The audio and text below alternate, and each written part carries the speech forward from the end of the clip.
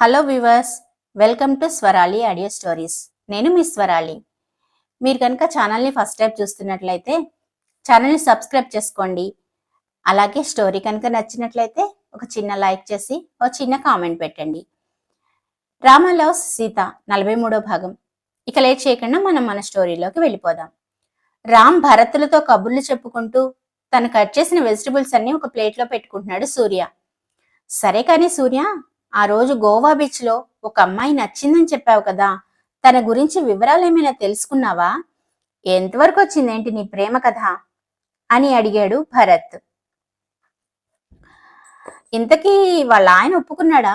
మీ విషయం వాళ్ళ ఆయనకి తెలుసా అని యాడ్ చేస్తూ అడిగాడు రామ్.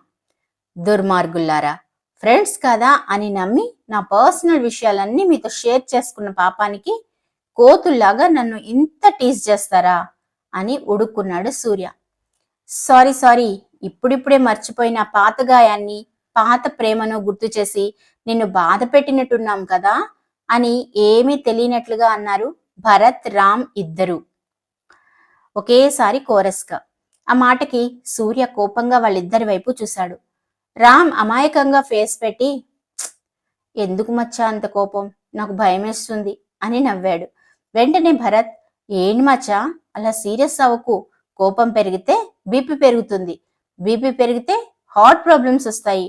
నేను ఎంత హార్ట్ డాక్టర్నైనా నీ హార్ట్ని ఆపరేషన్ చేయలేను. అందులో ఎంతమంది అమ్మాయిలు ఉన్నారో ఏంటో అన్నాడు భరత్. చాలే, ఇప్పటికి చాలా ఎక్కువైంది. ఏదేమైనా గోవా బీచ్లో నాతో పాటు డాన్స్ చేసిన అమ్మాయి ఇప్పుడు ఎక్కడుందో ఎలా ఉందో అంటూ ఏదో లోకంలో ఉన్నట్టుగా అన్నాడు సూర్య. సూర్య అలా బాధపడ్డం చూసి రామ్, భరత్ ఇద్దరూ ఒకరి ముఖం ఒకరు చూసుకుని నవ్వుకున్నారు. నవ్వుతున్న వాళ్ళిద్దరిని చూసి, ఏం చేస్తాం, నేను కామెడీ పిస్లా కనిపిస్తున్నాను మీకు. నా ప్లేస్లో మీరుంటే ఆ బాధ ఏంటో మీకు తెలిసేది అని కొంచెం బాధగా అన్నాడు సూర్య. బాధపడకు సూర్య, కష్టాలు నీకు కాకపోతే మనుషులకు వస్తాయా? ఇలాంటప్పుడే గుండె రాయి చేసుకోవాలి. ఈ మధ్య మా హాస్పిటల్లో ఒక 50 ఏళ్ల నర్సు జాయిన్ అయింది. భర్త చనిపోయాడట. ఇక వాళ్ళ ఆయనతో కూడా నీకే ప్రాబ్లం ఉండదు. నీకు ఓకే అంటే చెప్పు, నేను రేపే మాట్లాడతాను అన్నాడు భరత్. అవునవును, మా ఆఫీస్లో కూడా ఒక కొత్త అసిస్టెంట్ హెచ్ఆర్ జాయిన్ అయింది.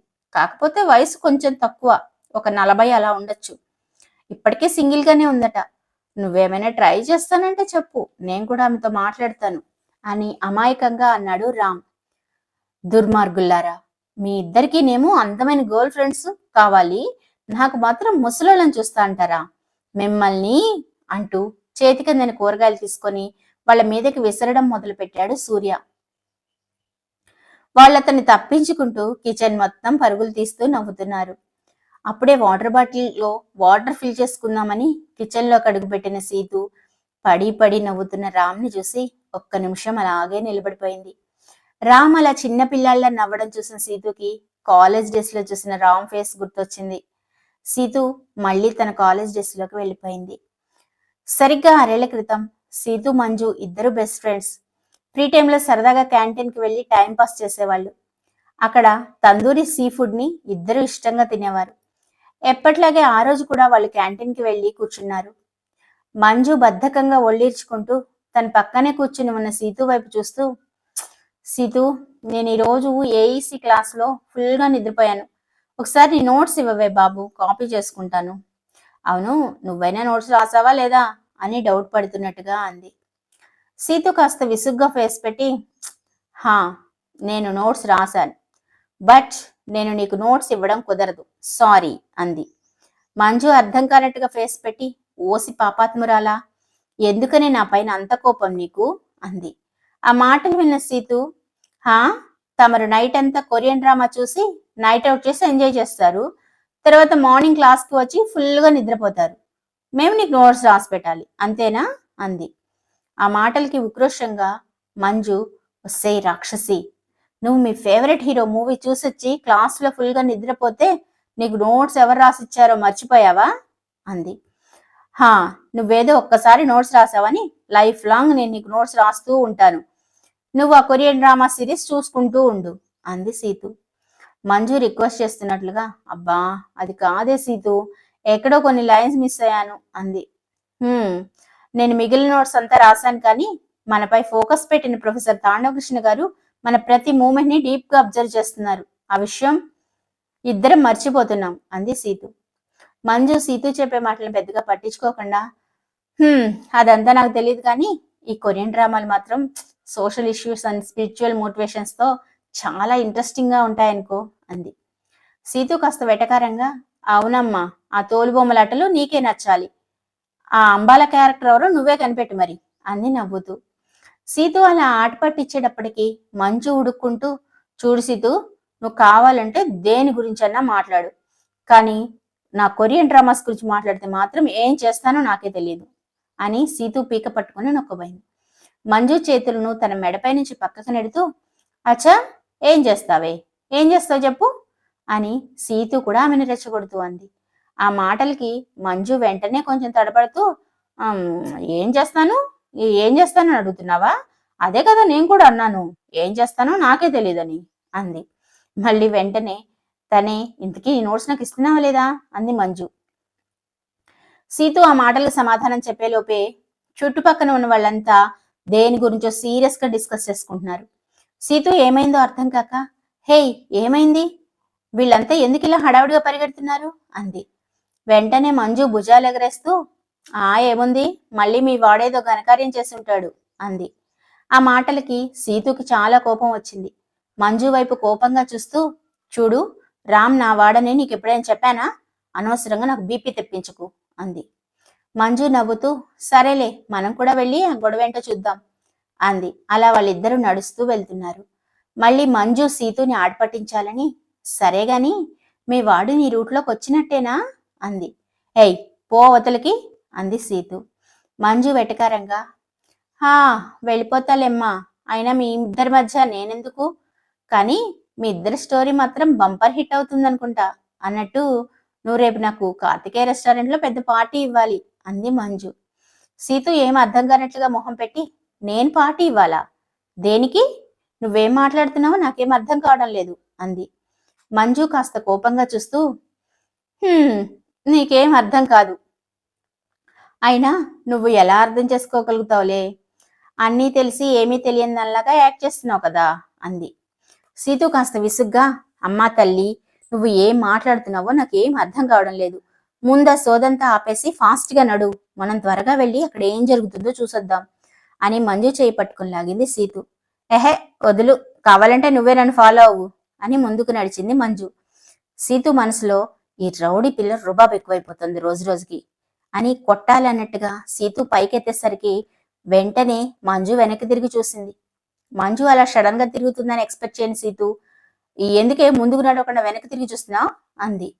మంజు విషయం అర్థమైందన్నట్టుగా ఫేస్ పెట్టి, నా తలపైన ఒక్కటి పీకాలని చూసావు కదా, అది అర్థమైంది, అందుకే వెనక్కి తిరిగానంది. సీతు అవును కాదు అన్నట్టుగా తలడ్డంగా ఊపుతూ, కాదు, నీ తల మీద ఏదో దుమ్ము పడ్డట్టుంటే తుడవడానికి ట్రై చేశాను అంతే అంది.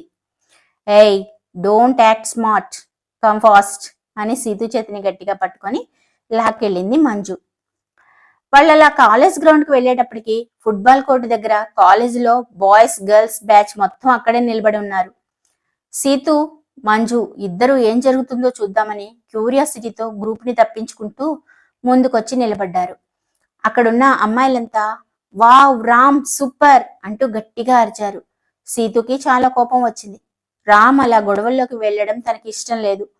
కోపంగా అతన్ని ఒక్కడి చేసి కొట్టడానికి చూస్తుంటే అందరూ సినిమా చూస్తున్నట్టుగా చూస్తుందే కాక వావ్ అంటూ అతన్ని ఎంకరేజ్ చేయడం ఒకటి అని అందరినీ తిట్టి, ఇది కాలేజీనా రౌడీలో అడ్డానా అంది. మంజు, ఏయ్ సీతు, నీ నసుగుడు ఆపి అందరితో పాటు నువ్వు కూడా చూడు, అనవసరమైన ఆలోచన లేకుండా ఆ ఫైటింగ్ చూసి ఎంజాయ్ చేయవే అంది. సీతుకి రామ్ ఎందుకు వాళ్ళని కొడుతున్నాడో తెలియదు, కానీ వాళ్ళంతా రామ్ని ఒక్కడిని చేసి కొట్టడం తనకు నచ్చలేదు. మనసులో, దేవుడా, రామ్కి ఏం కాకుండా అతనికి దెబ్బలు తగలకుండా కాపాడు అని ప్రార్థిస్తూ టెన్షన్ గా వాళ్ళనే చూస్తోంది. కానీ రామ్ తన మీద ఒక్క దెబ్బ కూడా పడనీలేదు. అతని ఎదుటి వాళ్ళకి ఆ అవకాశం కూడా ఇవ్వలేదు. తన కలేజాతో అందరినీ ఇరగ్గొట్టేశాడు. ఎప్పట్లాగే ఈ రోజు కూడా వాళ్ళ కాలేజీ హీరో రామ్నే గెలిచాడు. మహేష్కి రామ్ మీద కాలేజ్ యాజమాన్యానికి కంప్లైంట్ చేసే అవకాశం కూడా లేకపోయింది. కారణం తను చేసిన పని గురించి రామ్ కంప్లైంట్ చేస్తే అది తనకే నష్టం కలిగిస్తుందని అతనికి కూడా తెలుసు. అందరూ వెళ్ళిపోయాక రామ్ చేతిలో దెబ్బలు తిన్న వాళ్ళని తీసుకొని మహేష్ కూడా అక్కడి నుంచి వెళ్ళిపోయాడు. ఇంకా సీతు మంజు అక్కడే నిలబడున్నాడు. అలాగే నిలబడ్డ సీతుని చూసి ఫైట్ అయిపోయి అందరు వెళ్ళిపోయారు. ఇంకా అక్కడ ఏం చూస్తున్నావు పదా అని మంజు అంటుంటే సీతు వెటకారంగా ఫైటింగ్ చూసి అలసటతో నిలబడి నిద్రపోయాలే అంది. నీకంతా వెటకారమే, పద ఇక హాస్టల్కి పోదాం అంటూ మంజు ముందుకు కదిలితే సీతు వెనక్కి తిరిగినప్పుడు తన కంటికి రామ్ నిల్చున్న దగ్గర ఏదో వస్తువు మెరుస్తూ కనపడ్డది. అది అతని బంగారు గొలుసు. దాన్ని చేతిలోకి తీసుకున్న సీతు మంజు వైపు తిరిగి చూసేసరికి తను అప్పటికే తనలో తనే మాట్లాడుకుంటూ సీతు వెనకాలే వస్తుందనుకొని ముందుకు వెళ్ళిపోయింది మంజు. సీతు ఆ చైన్ని త్వరగా తన పర్సులో పెట్టుకొని మంజు వెనక్కి తిరిగి చూసేలోపు తనను అందుకని మౌనంగా తన వెనక నడిచింది. డిన్నర్ అయ్యాక సీతు మంజు ఇద్దరు బెడ్ మీద పడుకున్నారు. మంజు వెంటనే నిద్రలోకి జారుకుంది.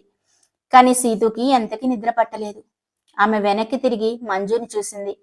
ఆమె గాఢ నిద్రలో ఉందని నిర్ధారించుకున్న తర్వాత మెల్లగా తన పర్సు తెరిచి చైన్ చేతిలోకి తీసుకుంది.